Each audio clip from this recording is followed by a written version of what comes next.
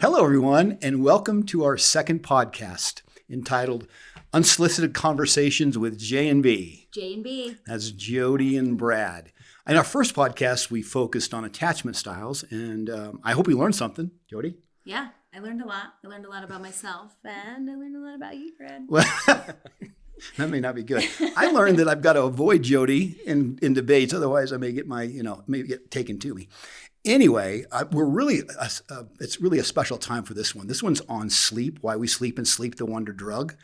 I think it's a fantastic podcast, or going to be, because Jodi, my favorite nurse practitioner, specializes in sleep, and she brought along one of her colleagues, esteemed colleagues, and Dr. Book. So, Dr. Book, thank you for being here. Thanks for having me. I'm excited. We certainly do appreciate that. We've got a lot to cover today, and I think it's going to be exciting. Let's dive into sleep, which is an interesting topic, and I'll pick on you first, Jodi. How about that? All right.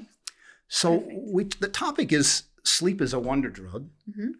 Why would you say that? Sleep is the time that our bodies get to renew and recover and restore. Sleep is truly the foundation, one of the pillars, and the foundation to our health, because it focuses on our emotional health, it focuses on our cardiovascular health, our metabolic health, and just our physical health in general.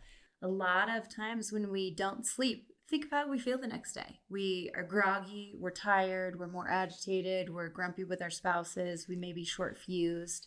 So we can't blame it on maybe the inactivity that we had the day before. It's probably because we didn't sleep very well. What you're saying, Jodi, if I'm corrected here, is that sleep is more important than exercise. And we know how important that is. Mm-hmm. And sleep is more important than nutrition. Is that what you're claiming? I mean, I would say it's pretty high on the priority list. It's those three things that every day in my practice, and I think in Dr. Book's practice as well, that we prescribe: sleep, nutrition, and movement. We don't go into great detail, obviously, in movement and in nutrition, but we try to focus on it. We try to identify those things. But without sleep, we're definitely not able to move very well the next day. Okay. We're not going to make good, healthy, nutritious choices because we don't have the cognitive ability to truly make those decisions, because we're sleep deprived and we're not focusing well, we're not concentrating well. And who wants to go to the fridge and try to think about the meal and putting it all together? Yeah. So to me, and I know this is what I do every day, but I would still do it. I would do it for free. I think that it's foundational to our health.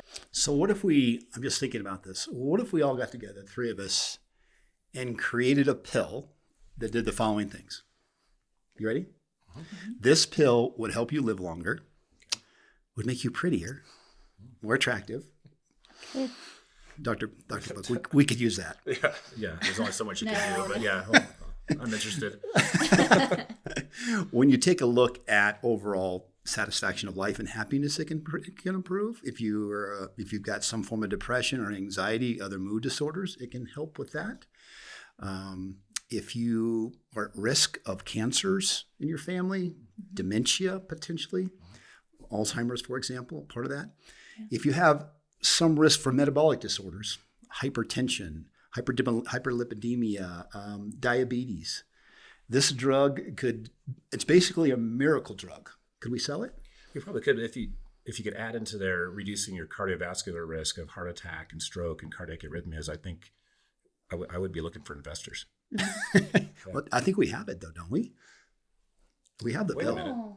So we do have the pill. The pill is sleep. Oh, it's not Viagra? Well, Viagra does do a couple of those things, and that's a great talking about investment opportunities. If we could find that pill that would do even half the things that Viagra would do, which was only one or two of the things on the list that you mentioned, that's a multi-billion-dollar industry. Yeah. And I think I hear Pfizer calling me right now to see if what we're talking about. But we do have that pill. So was I wrong? I mean, everything I just listed there in terms of what sleep can do, for example, we use it as a pill. Am I correct in what I stated? Absolutely. Every single thing that you mentioned on that list is a benefit. Avoiding those things and gaining those benefits are all positives of good sleep, and the bad things you listed are all consequences of poor sleep. Okay. All right. So are we getting into sleep being a proactive lifestyle medicine, Absolutely. or is it a reactive? It must be proactive. But for those who are suffering from problems with their Already sleep, suffering, there are methods of improving that so that we can turn back the clock on potentially some of those negative consequences you were referring to. Oh, good point. I'm excited. Yeah, I mean, I really, honestly, Jodi, it wasn't for you. I never really understood the outcome or the effects of sleep, good and bad. And if you don't get enough of it, the bad stuff, and if you get plenty of it, the great stuff that can happen. Yeah. One of the terms that I've heard about over and over again, I did read a couple of your books, Jodi, believe it or not. Well, I mean, they're not my books. Well, Can't but give me still, credit, you but recommend Dr. it. Book and I recommend Yeah, it yeah. to you. Thank you both, by the way. Yeah. One of the things that was talked about is circadian rhythm. And I guess what I understand it is understanding our rhythm within our body and night and day and night and all this stuff. Dr. Book, could you kind of explain a little bit more about circadian rhythm and possibly get into the non-REM versus REM sleep and what kind of happens there? Sure. So we're all within our own bodies, with intrinsically, endogenously, we are all guided by what are referred to as circadian rhythms. And what these essentially are ups and downs in our hormones, in our metabolism, the things that run our body day by day, that keep us happy and healthy and running and moving. And there are very ingrained and very regular rhythms of these things. In particular, with circadian rhythms, those are guides that our body and our cells and our brain are telling us how to do the things internally, and they're really guided by the light-dark cycle. And so that's where the circadian piece comes in with this. And so it has the word dia in there, which means day. Right? Yeah. And doesn't, give me if I Latin was right, doesn't circa mean something like about or approximately? Around, approximately. Yeah. And these circadian rhythms, universally across all humans, are right around 24 hours. It's kind of crazy. But that's one of the things we have in common. All the animals on the planet, all the humans, we all have the advantage of having a sun that comes up and a sun that comes down, and it does that on a 24-hour cycle, give or take a few minutes. And so over the millennia, our bodies have adapted to that, and our bodies run based upon the light and dark cycle. And so with the circadian rhythms, there are parts of those that then drive us toward being more sleepy at night and more awake during the day. When we do succumb then to sleep, when those circadian rhythms and the other mechanisms throughout our day with our metabolism and exercise and the chemicals in our body kind of telling us it's time to go to sleep, we finally get off into la la land. So the Sandman comes, he throws the sand at us, and finally we fall off to sleep. Okay. The sleep I think our idea of what sleep has changed a lot in the last several decades, certainly. It is not a state of unconsciousness per se. Sleep is a behavior, something we choose to do, even though sometimes we want to do it a little bit more than other times. But when sleep occurs, we really define sleep as this state of lower arousal. We're still arousable. We can still be woken up. We all know what sleep looks like. We're there. Except we can wake somebody up when that happens, as opposed to being in a coma, which is a little different animal, or being under anesthesia. Okay. When sleep occurs, we define that really partly, or at least mostly, through brain wave activity. And we have a couple of major categories of brainwave activity that we see that help define the sleep stages. And one of those is what we call non-REM sleep. And that takes up about, maybe 3/4 of our sleep. And then we have REM, what's referred to as rapid eye movement sleep. And that encompasses about 25% of sleep, although that can vary through the course of our lifetime. But this doesn't happen like just one time throughout the night. This goes on like every 70, 90 minutes or something like that. It cycles through, right? And a normal person getting normal sleep will see cycles of maybe 75, 90 minutes where we'll go from non-REM into REM sleep, and then boop, we pop back out and we start all over again. And then boop, we pop back out and start all over again. So hopefully we're getting 4 or 5 of those cycles through the course of the night. And being able to transition through those cycles is remarkably important in how our brain and our body are affected by sleep. Okay. So is there one stage that's more important than the other? No. All right. No. That's a common question that we get. So in everybody practice hears every about day. you got to have enough REM sleep. Yeah. So REM sleep's not important in stage 1, 2, or 3. So especially the later stages of non-REM sleep are as vital as REM sleep, and it's really the combination of those two things working together that provides us with good sleep. Oh, okay. Yeah. I mean, we get commonly every day the question of which stage of sleep is most important, and we have wearable devices now that tell us what stage. And during the sleep, like a sleep study, does it break down all the stages? Is that what the brainwave, is that why you're hooked up to all of the leads? Is that what it's sharing with us? So as we're testing for sleep, one of the primary testing methods is to do a sleep study, and this is often done in a sleep laboratory.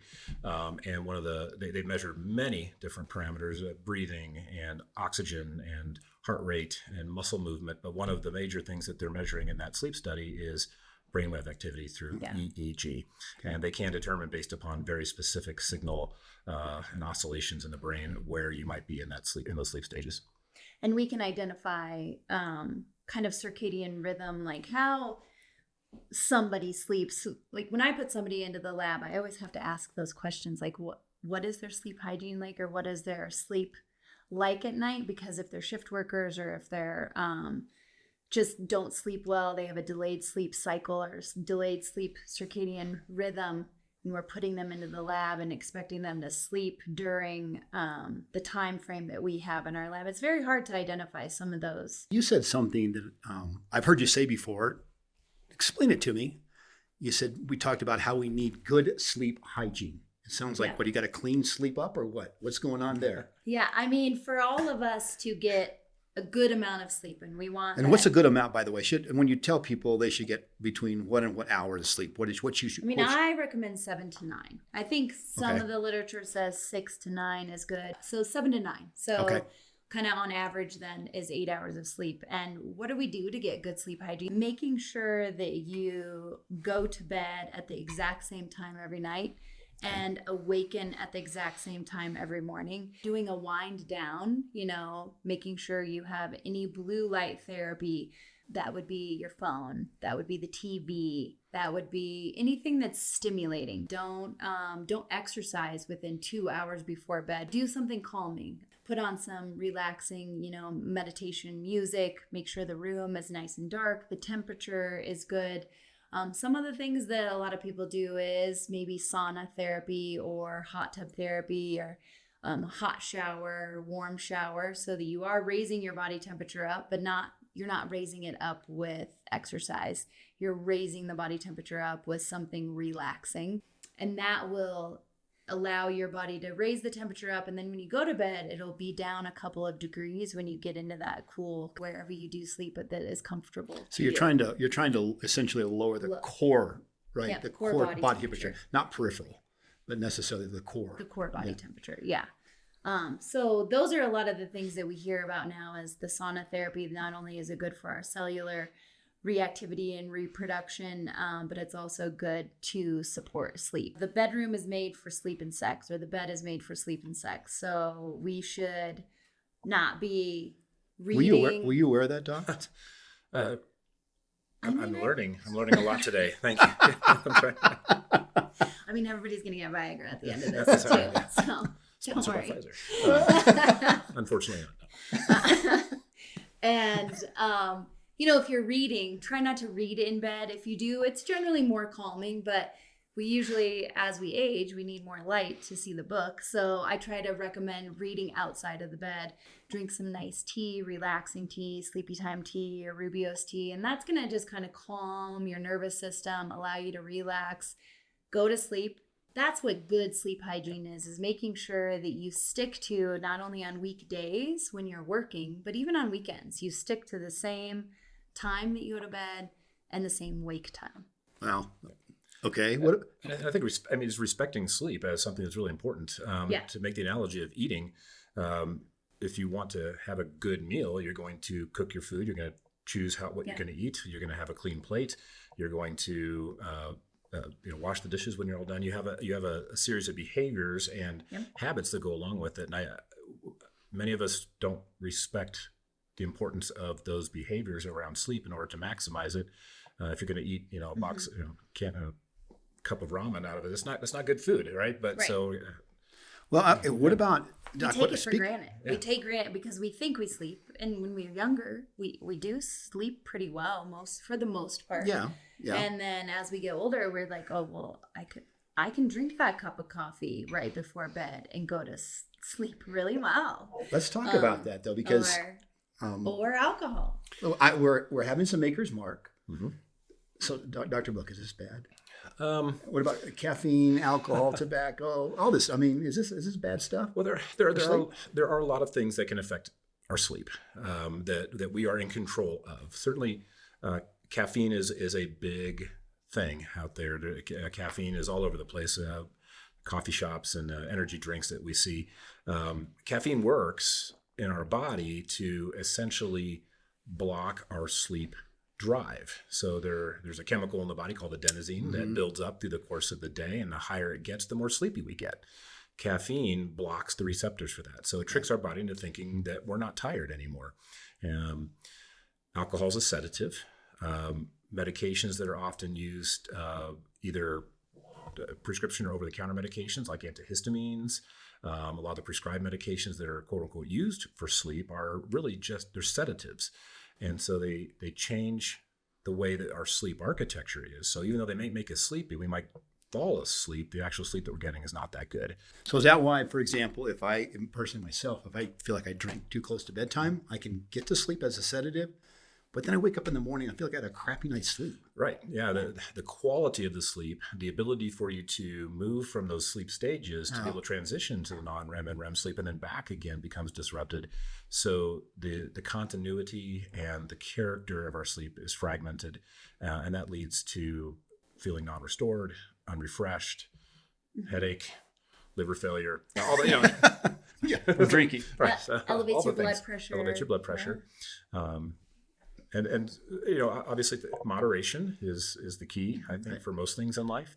But understanding too that those choices we make about drinking caffeine or having alcohol or smoking tobacco, taking medications that may have impact on sleep, can have downstream consequences. What about cannabis? Does that have a role? Does that help you sleep and stay asleep? Well, so we're in Colorado right now, so it's kind of hard. It's hard to answer that question. I think cannabis as a relaxant is often used as a sleep aid. THC is often used as a sleep aid. It may, I just have to be delicate with this. It may have less of an impact on sleep than things like caffeine and alcohol, but I think that it's still being discussed. Definitely, it impacts our sleep. Maybe a little more negatively than what we think because it does inhibit REM. It's similar to an SSRI or an antidepressant that we see a lot of individuals on every day. And that is one of the common side effects of an SSRI is REM inhibition. And so I know that THC does impact that. But again, medicines, if we're talking about metabolic syndrome and what sleep does for our metabolic activity, we all metabolize very differently. We all metabolize every medicine differently. We're all made differently DNA-wise, and we all have DNA that metabolizes different drugs. So what may work for me from a THC perspective, which it doesn't. Speaking from? I mean, one time in my life, I'll admit, and I do live in Colorado, when so you're I 16? can't say that. Yeah, a long time. But you didn't inhale. I mean, I'm only 16 now. I mean, 21. Hey, you're my daughter. Yeah. Well, what I'm hearing, Jodi. So what I'm hearing from you, Jodi, is that a lot of the things that maybe that we do, drugs, if you will, whether they are alcohol or tobacco or cannabis or caffeine or prescription medications like anti-anxiety medications, antidepressant medications, blood pressure medicines, antihistamines, they are treating disorders that might actually be better treated by sleep. Is that what I'm hearing from you? Absolutely. So is it possible that we could maybe not use some of those medications that might be impacting our sleep negatively if we fix our sleep first. Yes. That's what interesting. I think our That's goal is. I don't think that we can absolutely run away from all of our genetics certainly. if we have hypertension or premature atherosclerosis with sleep. I don't think that it is the cure all, but I do think it is one of the medicines, drugs, whatever you want to call it, medications out there that we should wholeheartedly focus on in improving every single day to potentially get off of some other drugs. So let's conclude with one other question, because I think it's an important one across the board. Let's talk about sleep disorders. In terms, let's say insomnia, for example. Right now, approximately 15% of Americans suffer from insomnia, and that's just insomnia. And I think you mentioned at one point how many other disorders are out there for sleep? Yeah, there's the International Classification 90? for Sleep Disorders has 90-ish named sleep disorders. Yeah. So why are we? Let's just talk about it for a second. So why are we struggling so bad with sleep disorders in America today versus what we did 100 years ago? Well, partly it's our society has changed. We've moved in the post-industrial society. I'm getting into the politics and stuff, or the political science of history, but things changed. We went from working when the sun came up to when the sun went down to being judged by clocks. 24/7 economy. 24/7 economy. Absolutely. Yeah. Light. The pressures of media, the invention of television, and now with all of our devices that we're addicted to, the things have changed in the way that we live our life, and we have put less importance on sleep. And I think the recognition of that is up and coming. We need to recognize the importance of sleep and how these other things in our society affect it. Yeah. Jodi, what do you think? Absolutely. I think it's definitely coming to the forefront. I know that when I was in nursing school and when I was in NP school, I didn't learn anything about sleep. Right. I mean, I was not educated in that manner. There was definitely recommendations on how do you do range of motion to keep people active when they're in the nursing home, when they're already on their deathbed, when we should be more proactive, and that is my take on that. But we didn't learn a lot about nutrition, and I definitely didn't learn about sleep. I started learning more about sleep as I got into my career in cardiovascular medicine, and I started seeing people with elevation in their blood pressure, and I'm like, I'm throwing 5 drugs at you and I'm not getting your blood pressure under control, and you don't have another reason for this high blood pressure and these medicines not to work. And then I started learning more about sleep, and I'm like, well, sleep, or SCARD, what we learn about in the books, the sleep and circadian rhythm disorders. And I'm like, I should start ordering sleep studies on people. So should we, kind of like colonoscopies, mammograms, should we start proactively at least introducing more and more every time you go into the primary care doctor's office or anybody's office, talk about sleep? Should we start doing sleep studies on people? Is it that important now? And the first step is awareness, that these disorders are epidemic. And to what you mentioned in my medical school 20 years ago, I don't remember a single hour or lecture regarding the importance of sleep and sleep physiology. Newer studies have suggested that current medical students get about 2 hours, or maybe a lecture or two about sleep, and the other majillion hours of training they get is and other things. So it's we need to start with awareness. That's what we're hoping with part of this today, so that you can be up as people listening, going to your primary care provider and saying, hey, I'm not sleeping great, and hopefully opening that conversation and being able to unravel some of these things, getting folks into those who have a better understanding and want to help you with that. So make sure I understand what's going on here, because this sounds a little bit different from me from a pharmaceutical background. So what you both are saying is, if I came to your office and I had elevated blood pressure, elevated lipids, for example, if I was complaining about stress, high stress, if I've got general anxiety disorder, for example, if I got several of the, let's say, I don't know, disease states that you see all the time, the first questions you're going to be asking me is sleep? It In should my be office, one of the first. I do. It should be one of the first. Wow. Well, it's pretty standard anymore for patients coming into a primary care office to be screened about depression. Yeah. It is not standard for them to be screened about sleep. And sleep and depression go hand in hand, and Absolutely. sleep is associated with many other disorders. Anxiety. So yeah, it's trying to get the word out there and to maybe try to turn the ship just a little bit. It takes a while. But, Yeah. Yeah. No, I get it. I get And it. we're really hoping.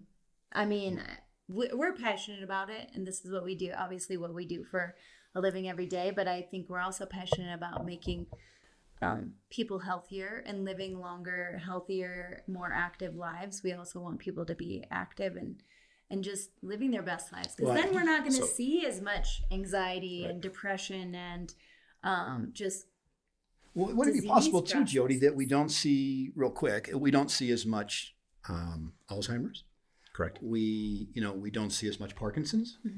We don't see a lot of the neurodegenerative diseases that we see today, and a lot of the comorbidities that a lot of the older patients experience. Are you saying that by getting on it early, we could potentially ward that off? As they say out here in the West, we headed off the pass, right? Yep. And go, as with your pharmaceutical background, I would say if you came into my office with this pill, you would be my favorite rep of all time, because you'd say, Doc, I've got this panacea. I've got this pill that's going to fix all the things that you're going wrong with your patients, or most of them. And my first question usually to the drug reps is, well, I mean, how much does this cost? Yeah. And you'd be like, that's even better. This doc, this is free. Okay. This is free. Well, I'm not selling you then that. Okay, all right. Yeah, we've got a magic drug. Yeah. But how do we reduce the stigma a little bit behind the negativity of sleep? Like, most people know sleep as sleep apnea, and that's it. And they have to wear this mask on their God-awful mask, face, yeah. and they have to wear it all night for the rest of their life. And I know that, or why is snoring, and I'll bring my mom into this, because my mom has snored for years and she refuses to be tested. And I'm like, you have high blood pressure, you snore at night. There's a few other things that I could say, but I'm like, let's just do a sleep study. And if you have to be treated, there's multiple treatment options, which we will go into in a few. But why is it so negative? I'm hoping that with this, people understand the importance of sleep and how foundational I think I can tell you, for example, Jodi, I mean, years ago, when I was a soldier, sleep, if you're weak, you sleep. Yep. And it was like, soldier, you can sleep when you die. Yeah. So we don't worry about sleep. Let's go. Go, go, go. So if we can get into our military bases more and focus on the importance of sleep, will that transfer over to the rest of civilian? That's a great point. That's a great point. There's a lot of good topics that would make for a wonderful episode. Yeah. We're going to wrap this one up. We've got an episode 2 coming, guys. Yeah. We're going to talk a little bit more about some other things with sleep, which I think would be fascinating. But I want to, first of all, thank Dr. Book for being here. Great physician and just a great source of knowledge and resources on sleep. And Jodi, I love her to death, and she's just a great nurse practitioner who deals with sleep. And I got to tell you, I've learned a ton about sleep, and I got to do a better job. There's a lot. Yeah. So anyway, remember to like, subscribe, and make a comment. We'd love to hear from you, because we want to take your comments and create new content. And if it's about sleep, we're glad to do it again. Yeah. Anyway, thank you all for joining us, and look forward to episode 2. Take care. Thank you.